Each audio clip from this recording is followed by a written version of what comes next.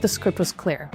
Go to school, get a job, get married, have kids, own a home, retire. Hello, everyone, and welcome back to Interesting People of Earth, your digital campfire for meaningful dialogue about life, purpose, and all the things that make us human. I'm your host, Onyi, and today I want to do a deep dive conversation into a topic that's been top of mind for me and probably all the people in my generation have been quietly grappling with, which is that modern adulthood feels like a bait and switch, or at the very least, a scam. The social contracts shifted right from under our noses. The rules of growing up no longer match the world that we actually live in. And so many of us feel like we're walking an unstable terrain that our parents really never had to navigate. So if you feel like the future is unpredictable, institutions no longer function like they were meant to, adulthood feels very much so like improvisation, or that everyone is pretending to know what they're doing, you're in the right place. Let's talk about it. Because in today's episode, we're going to explore how economic, cultural, and geopolitical shifts have upended the whole adulthood script, how young adults globally are navigating unprecedented unpredictability, how change is truly a feature of human life, not a bug, and why despite this chaos, this moment right now might secretly be an opportunity to reimagine adulthood, belonging, and community beyond outdated structures. Because let's face it didn't even really work for most people. But first, let's begin with what adulthood used to mean in previous generations, because it felt like the script was clear. Go to school, get a job, get married, have kids, own a home, retire. And the implied promise was simple: work hard, put your head down, stay loyal, and you will be rewarded with stability. And this isn't just nostalgia. The institutions of the time were actually aligned with this path. Jobs were abundant, corporations offered long-term employment, unions protected workers, housing was affordable relative to wages, higher education was accessible and made sense, or so it seemed. Because here's the caveat. The script worked because it excluded many, if not most people. Because for much of the 20th century, women weren't even granted full participation in the workforce or economic life. Ethnic minorities were blocked from certain jobs, neighborhoods, and opportunities. Immigrants were often relegated to unstable work. People with disabilities or non-traditional identities were invisible in this narrative. Colonized nations never experienced the post-war boom stability. So yes, stability existed, because millions were systematically excluded from economic mobility. Predictability came from simplified and exclusionary systems. And as marginalized groups finally gained more entry into social and economic world, the old system began to show its cracks. What looked like stable adulthood was often the result of unequal power and limited mobility for many. And so before we even dig into this deeper, I want to address this myth first and foremost, that we're living in unprecedented times. Because while this feels true historically, it's not. Human civilization has always been in a state of rapid change, reinvention, and disruption.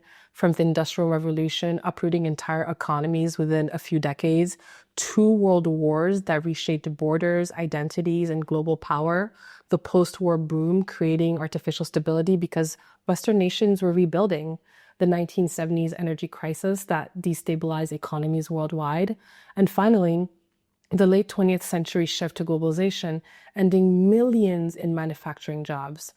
And in fact, historians often note that stable eras are actually brief exceptions, not the norm.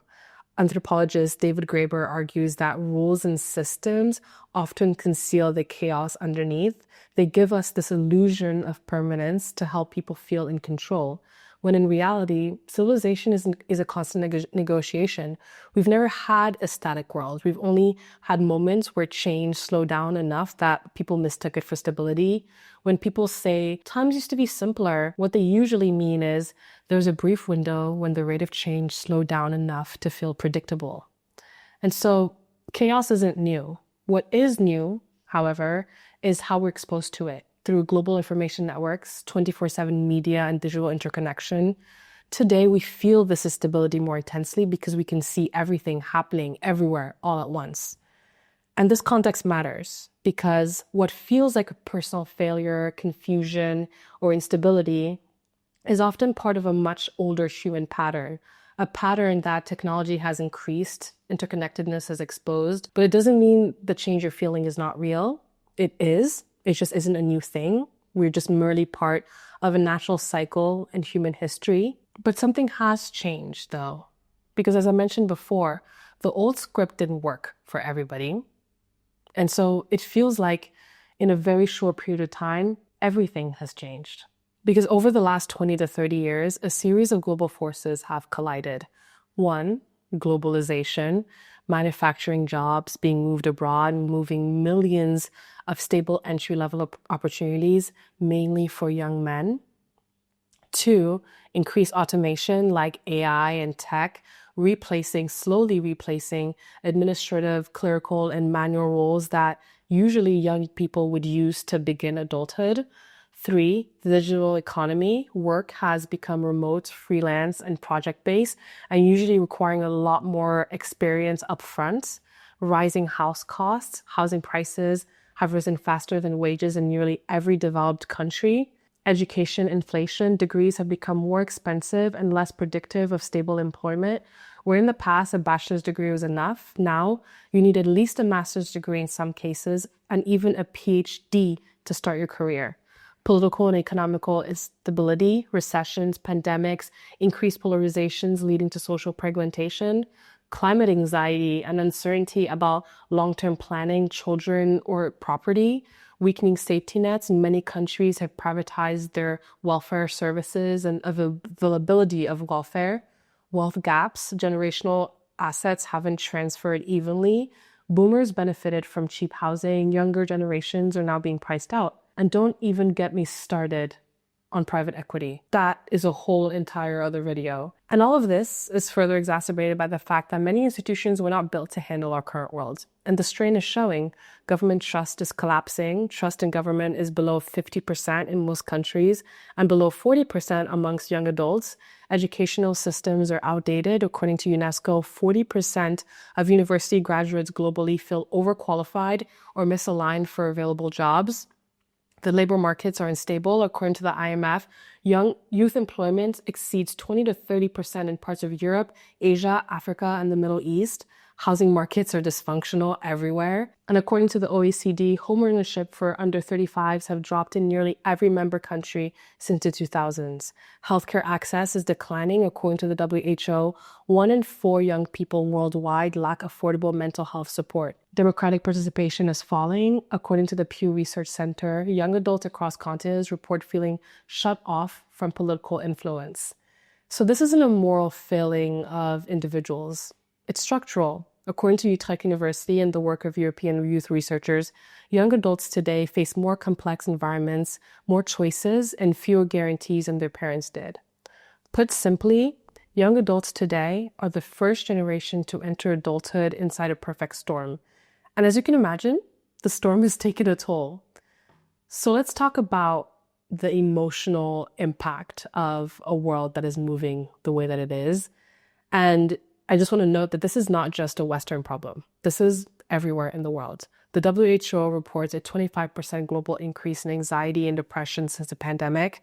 Globally, 18 to 29-year-olds report the largest decline in life satisfaction, according to the World Happiness Report. In the US specifically, 36% of young adults experience anxiety, while 29% of them report depression. In the UK, rates of anxiety among 16 to 24-year-olds have doubled since 2010.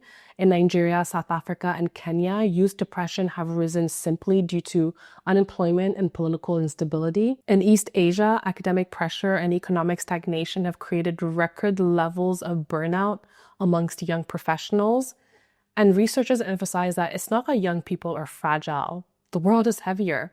Sociologists using the term emerging adulthood to describe this extended transition of longer education, delayed financial independence, unstable career entry points, and a prolonged in-between stage. And biologically, however, though, people are maturing earlier, but socially, they're maturing later. And this gap, this is the emotional squeeze that we're feeling. This is the disconnect that many of us are feeling. But the thing is, I don't think this is all doom and gloom, because there is hope. Because when one script collapses, you gain permission to write your own. We are the first generation with both the freedom and the necessity to redefine adulthood. Adulthood no longer has to mean homeownership and marriage by 30, a lifelong job and career, a nuclear family, or even permanent geographic residence, which can mean more agency, purpose, community, excitement, meaningful contribution, and generally a higher chance to live life to the fullest. Because not only can we not rely on institutions to provide meaning, we don't have to. We never really had to. We can create our own meaning because those old systems never really had most people in mind anyways. And whether we realize it or not, we always needed to create systems that work for everyone if we wanted a chance to all have a good life. And marginalized communities, especially young people of color, have long navigated without institutional support. Their strategies, resilience, and alternative models of family, community, and adulthood are now becoming our blueprints for the future. The collapse of an old system opens the door for a more equitable one. So here's my invitation to you. Take the reins of your own life. Ask yourself, what script was I handed? And do I even need one? What kind of adult do I want to be?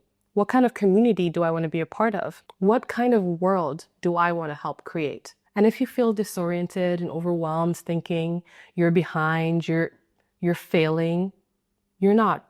There's absolutely nothing wrong with you. This is an objectively difficult task. You're being asked to imagine a society and its structures from scratch. People became revolutionaries for much less. The world has always been shifting, but now we can see it clearly. We are the first generation with the tools, freedom, and awareness to question the old script and write a new one. And quite frankly, that is freaking powerful. Thank you for spending time around the digital campfire with me today. If this resonated, share it with someone else who's navigating their own in-between. Stay curious and keep imagining a world the way it could be. Until next time.